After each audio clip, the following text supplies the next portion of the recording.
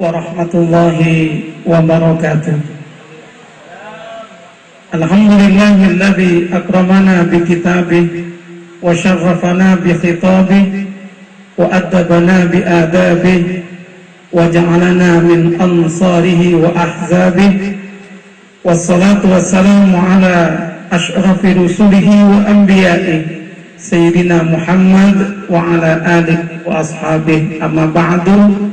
Sadatul a'izza, para alim ulama, para masyayikh, para kiai ingkang rawuh serabu are mangket niki kula niki bahasa Jawi napa bahasa Medunten napa bahasa Indonesia mawon niki campuran mawon nggih siap. Bismillah. Bapak Kiai Haji Abdurrahman Nafis, Bapak Kiai Haji Lutfi, Kiai Haji Toha, dan juga Kiai Holik beserta segenap Kiai Hanan yang kebetulan rawuh, lama saya nggak jumpa dengan beliau, dan akhirul karim Kiai Haji Usman Yunus sebagai sahibul baik, sahibul hajah.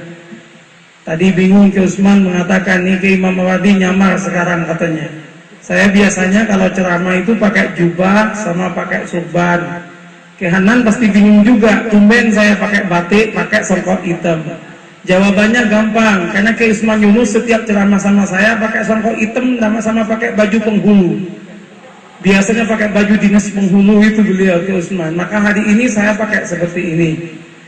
Bapak Ibu yang saya muliakan, alhamdulillah kuleben panjenengan semakin hadir tepat Kak Dinto keangkui walimah perkawinan, walimatul urus dari Ananda Hima dan Habib. Semoga dua-duanya ini menjadi orang yang senantiasa menemukan bahagia, menemukan cinta yang sejati, menemukan keberkahan, menemukan ketenangan fid dunya wa dunya wal akhirah. Amin Allahumma amin. Jangan lain matureh orang akabin nikah, orang anikah di kalabun nang jahlah itu ambihunna masuk akhir walau samate dari syodi kalaban nang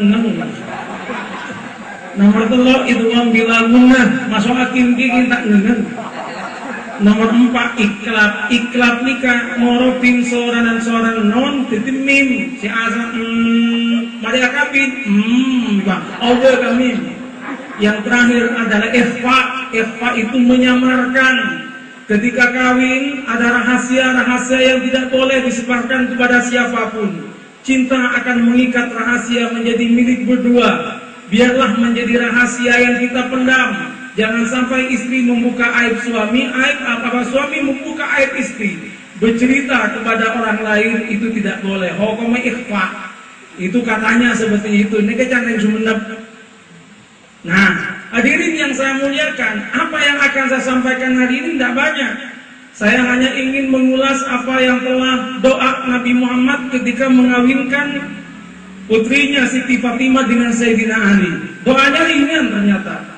Doanya adalah barakallahu lakuma wa as'ada jaddakuma wa akhraja minkuma al-katsirat thayyib. Doanya Kanjeng Nabi ketika mengawinkan putrinya itu, nomor 1 barakallahu lakuma, semoga Allah memberikan keberkahan untuk kalian berdua ini. Wa as'ada jaddakuma, semoga hidup kamu, usaha kamu, kerjaan kamu oleh Allah itu dimuliakan. Wa akhraja minkuma al-katsirat thayyib, semoga dari dirimu berdua ini akan keluar keturunan yang banyak. Yang pertama ternyata keberkahan. Tidak ada dalam kalimat ini minta kaya, karena kaya belum tentu barokah. Orang kaya juga belum tentu bahagia. Ada banyak orang kaya yang nggak bahagia. Barangkali ada yang baca koran atau baca internet, itu ada namanya Jack Ma. Jack Ma itu orang Cina, pemilik uang 300 triliun. Dia mengatakan saya tidak bahagia dengan uang 300 triliun. Uang banyak belum tentu bahagia. Uang sedikit belum tentu menderita. Tapi kalau disuruh milih, mana enak punya uang banyak dan nggak punya uang, pasti milihnya uang banyak. Setuju Bapak, Ibu? Sebab senyumnya orang punya uang dengan senyumnya orang punya utang itu beda.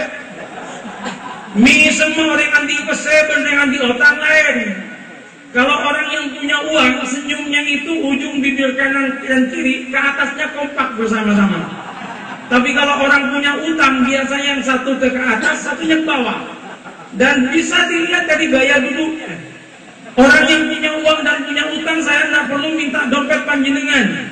Kulo muntro wawani kekamasan di otak, jamaah saya dia pun ini kekamasan dia bersela, itu mau jadi patujun. Pokoknya mun tepat pengajian kulo pas tujuh reng-reng sambil awal, andi otang biasanya jadi kan. Yang duduknya miring-miring sambil ngantuk biasanya itu punya utang gitu. Tapi kalau dilihat kayak gini, kayaknya semuanya nggak punya utang. Alhamdulillahirabbil alamin. Kelihatan ini nggak punya utang gitu ya. Kalau kredit tidak punya. Bapak Ibu yang saya muliakan, keberkahan menarik. Nah sekarang coba buka Al-Quran tentang kata-kata barokah. Buka juga yang namanya lagi tentang barokah. Barokah ternyata itu adalah hati, bukan masalah materi yang ada. Kata-kata azyada fil khair, al-barakah hiya azyada fil khair, yakni pertambahan dalam kebaikan. Kebaikan itu bukan sesuatu yang materi yang tampak, tetapi hati. Nah kita mohonkan hima dengan Habib ini, ya semoga kaya, tapi kalaupun pas-pasan tidak masalah, yang penting bahagia. Sebab kadang orang tandi mesin kan lebih tenang ketimbang si banyak mesin. Orang yang tandi mesin tak jalanan berining menggunakan cek perhatian kasih bini. Si bini lek selek tipi lah lo minta kok saya minta tolong kata tajam kok sinyal lihat kelek. Saya yakin bisa laki.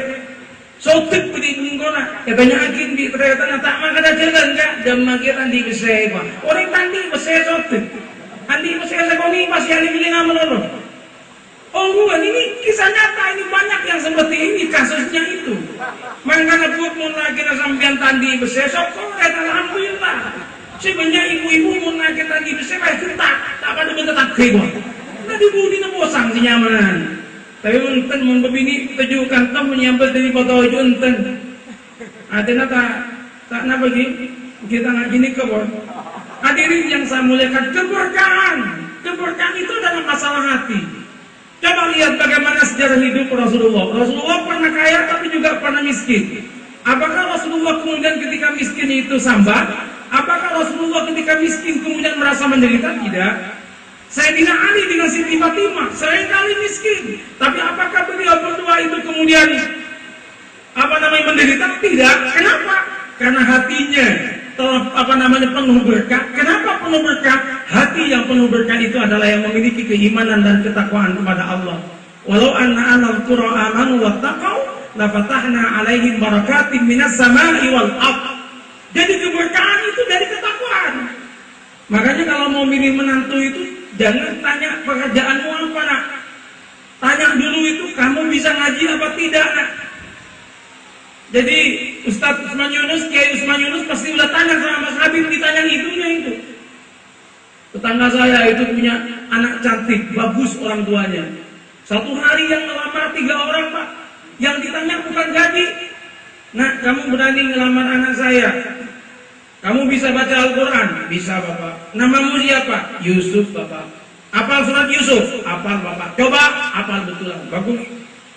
Yang nomor 2 siapa namanya? Rahman Bapak. Apal surat Ar-Rahman? Apal Bapak. Coba. Yang ketiga namanya Ali Imran, dah apal Ali Imran. Agak gemetar sudah ini. Kamu siapa namanya nak? Nama saya Ali Imran Pak Kiai, tapi panggilan saya sejak kecil Kulhu. Katanya gitu. Nyaman pula Ali Imran itu lagi karena dia lo Kulhu. Oh nanti akan. Palang. Jadi yang ditanyakan adalah Al-Qurannya. Sebab ketika udah Al-Qalb ma'al mamlu bil Quran, ketika hati telah penuh dengan Al-Quran, selesai hidup ini. Selesai hidup ini kalau kita punya Quran. Kadzalika linusabbita bihi fu'adak. Surat Al-Furqan ayat 32. Al-Furqan itu surat nomor 25. Betul? Tinggal mau bilang betul kok. Betul. Al-Quran jadi penting. Rumah saya punya kitab. Judul kitabnya itu Al-Buyut Allati Yuhibbuhallah wa Rasuluh. Rumah yang dicintai oleh Allah dan Rasulnya. Ternyata salah satu cirinya, tandanya adalah rumah itu senantiasa dibacakan ayat-ayat Al-Quran. Tanya Al-Qurannya. Tapi orang sekarang kan enggak. Orang sekarang itu kalau ada orang ngelamar yang ditanya apa aja coba? Penghasilannya kan? Ada orang itu kaya yang bapak ini bapak ini punya anak cantik. Ada yang ngelamar 4 orang. 4 orang yang ngelamar, nggak kayak tadi yang ditanya penghasilan. Kamu berani ngelamar anak saya, bedaknya anak saya mahal ini. Kamu berani ngelamar anak saya, berapa penghasilanmu? 2,4 juta Pak. Yang kedua ini berapa? 3,8 juta Pak. Yang keempat ini, yang ketiga ini berapa? 6,3 juta Pak. Yang terakhir, yang keempat, kamu penghasilannya berapa? 9, Pak. Oh iya bagus, udah pulang. Ketentuannya besok. Si bapak bilang sama anaknya, nak pilih yang 9, nak. Jangan pilih yang miskin, yang 9, ini bagus nak. Kamu beres, kamu hidupmu nak. Kawinlah dengan yang 9, ini. Ternyata setiap tanggal 15 itu sudah sering tengkar, tidak ada yang bisa dimakan. Ternyata miskin. Akhirnya dipanggil menantunya sama mertua. Kamu bilang penghasilanmu 9, ternyata anak saya ini setiap minggu kedua udah nggak bisa makan. Kamu bohong. Pak, saya nggak bohong. Bapak tanya berapa penghasilanmu, saya bilang 9, saya nggak bilang juta. Maksudmu 9, artinya setiap masuk tanggal 9 langsung koma. Kata aku. Nah coba, makanya jangan nebak penghasilan lah. Yakinlah Allah itu memberikan rezeki. Siapa yang kawin, yang nikah karena Allah Subhanahu Wa Taala, kalau dia fakir, Allah yang mengayakannya. Allah yang memberikan rezeki, dan Allah itu luar biasa. Cara Allah memberi rezeki di luar kemampuan kita. Jangan mengatakan kalau kawin dengan pegawai negeri kemudian enak, bulannya tetap. Banyak pegawai negeri yang sekarang itu utangnya tinggi. Jangan mengatakan kalau kawin dengan dagang maka kemudian sempurna kehidupan. Pedagang yang kemudian tunggakannya banyak juga banyak. Siapa? Rizki itu urusan Allah. Karena itu kalau kita mau ngawinkan anak kita, jangan lihat bab itu, lihatlah agamanya. Saya bilang sama anak saya 4 perempuan, 1 laki-laki. Yang terakhir, bukan yang terakhir, yang nomor 5 laki-laki. Iya, saya nomor 5 dia. Mau temu, kita tadi dia nambah boleh. Nah, saya bilang sama anak saya yang pertama, ini belum kawin, anak saya masih ada kuliah di psikologi daerah Nangga. Saya bilang, nak, abang tidak membatasi kamu nanti jodoh dengan siapa. Cuma 1 syaratnya, nggak perlu dia tuh punya penghasilan berapa. Saya itu nggak perlu tuh dia keturunan dari mana. Yang penting bisa baca kitab kuning nak, beres. Saya tes kitab I'anatul Thalibin, kalau dia bisa baca, saya terima sebagai menantu saya. Ada yang mau daftar? Serius, saya bilang, nah, udah. Saya bilang sama anak saya, nah, abahmu dulu kawin sama umimu ini. Dari awal kita udah mengatakan, kita bebas dari orang tua. Kita bebas. Setelah kawin, orang tua saya punya pondok pesantren di Madura. Orang tua saya yang Blitar, mertua itu ketua Ma'arif NU Blitar, mantan. Sekarang itu juga punya pondok di Blitar. Tapi kita bilang, kita kawin, tenang, kita jangan minta sama orang tua. Kita lihat bagaimana sandiwaranya Allah memberi rezeki kepada kita. Alhamdulillah, luar biasa. Caranya Allah Subhanahu Wa Taala ngasih rezeki di luar dugaan. Makanya jangan kemudian kita itu begitu gelisah tentang rezeki. Asyakku fi rizqillahi ta'ala wa syirku billahi ta'ala syai'un wahid. Orang yang ragu pada rizkinya Allah dengan orang yang syirik pada Allah sama saja katanya. Buka kitab Khalisul Haqaiq juz 1, ada bab kayak gini ini. Jangan ragu. Kalau saya kemudian mau ngikutin akal saya, nggak akan seperti saat ini. Saya tadi cerita sama Kiai Abdurrahman Nafis. Beliau ini inspirator saya. Beliau punya pondok di sini. Saya punya cita-cita gimana caranya saya punya pondok juga di Surabaya. Alhamdulillah sekarang saya sudah bangun pondok pesantren kota Alif Lam Mim di dekatnya Masjid Agung Al-Akbar. Tanahnya itu 12 miliar, bangunannya itu 13 miliar. Alhamdulillah tanah kebeli dan sekarang udah bangunan kedua, 4 tingkat lagi dibangun. Uangnya dari mana? Allah. Kalau tangan Imam Mawardi nggak kuat. Usaha saya berapa sih? Jadi dosen itu berapa sih? Kita ceramah samalah dengan Ustaz Usman Yunus, Kiai Usman Yunus sama Kiai Abdurrahman Hafiz, itu pun masuk ke pondok semua. Benar Pak. Ya Allah, tapi Allah baik. Ada orang tiba-tiba nyumbang 1,6 miliar. Satu orang tuh nyumbang 1,6 miliar. Karena yang nyumbang memang cuma satu orang. 1,6 M. Masya Allah, ada lagi yang nyumbang ini. Benar, banyak Pak. Allah kasih itu, Allah kasih. Luar biasa. Luar biasa. Makanya mau nyumbang banyak. Jadi semuanya mau nyumbang, dus-dusin. Beda itu buakin. Orang mana sedekah sih bagus, mun tanang kanan sedekah sih kaca, saya tak eldina. Mun pesekan ningan 500, saya sabak centang sama setahun kapi dia 500. Ambui, kenjek nyumbangan saya buan dia ke gambar Pat Timura ni kadang-kadang setanjak nak kau bawa ke masjid. Saya Islam ni ke Soekarno Hatta, saya miraru Islam aku bawa ke. Mungkin boleh ni. Apa buan juga Pak. Cuma di masjid kita pas saya buan. Ada kejadian itu, ada sebuah masjid ketika Jumatan, orang agak ngantuk-ngantuk. Kota amal lewat, ada pemuda yang mau meletakkan uang di situ itu. Ketika diambil uangnya, dia pilih yang 1000-an, dimasukkan ke kotak itu. Ketika dia masukkan, tiba-tiba ada kakek-kakek di belakang dia pegang. Mas, ngasih uang 200.000. Dimasukkan, kaget ini, hebat kakek tua ini, 200.000, aku cuma 1.000. Jalan ini yang namanya kota amal. Ketika jalan kota amal, dipegang lagi pundaknya anak ini. Mas, apa kayak? Uang 200 itu bukan punya saya, tadi jatuh dari dompet sampean. Innalillah, dikejar itu, Masya Allah katanya kan. Sampai ketemu sama takmir masjid, tolong dibukakan kotak yang ini. Kenapa? Kecelakaan ini katanya kan. Uang saya masuk sendiri 200.000. Itulah. Mas Habib, ikutilah Kiai Usman Yunus, itu mertua jenengan itu. Orangnya itu Masya Allah, sedekahnya luar biasa. Sedekahnya luar biasa. Bahimah, jadilah wanita yang taat kepada suami. Suaminya kalau mau sedekah, jangan pernah kemudian dilarang. Saya sebut begini karena ada riwayatnya zaman Rasulullah. Ada istri yang suka melarang suami untuk sedekah. Suaminya dengar Rasulullah menyatakan, siapa yang sedekah berarti dia telah mengalahkan 60 setan.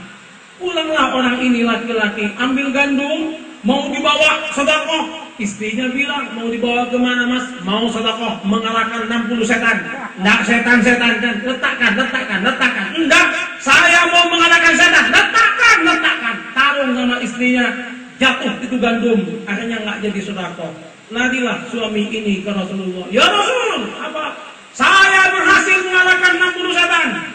Sedekah kamu, tapi saya kalah sama ibunya setan. Makanya Masya Allah. Makanya coba baca dalam sejarahnya A'udzubillahi minasyaitonirrajim, itu ada sejarahnya yang saya sampaikan ini. Kalau kompak suami istri ini di dalam kebaikan, yakinlah keluarga itu akan menjadi keluarga baik. Lidunya qanunun yusamma ad-dawran. Dunia ini punya kaidah, punya aturan yang disebut dengan ad-dawran, teori perputaran. Dunia ini punya teori namanya teori perputaran. Apa yang kita lakukan sekarang, dia sayaudu ilaika, akan kembali kepada Anda, suatu waktu akan kembali. Kalau hidup Anda ini ingin baik, selalu memberikan kebaikan.